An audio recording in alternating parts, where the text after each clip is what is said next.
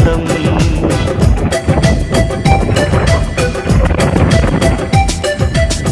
చిరుగాలికి పరిమళమిచ్చే సిరిమల్లెల వనమై ఉందాం. గగనాన్ని నేలను కలిపే హరివిల్లుల వంతెన అవుదాం. ఆనంద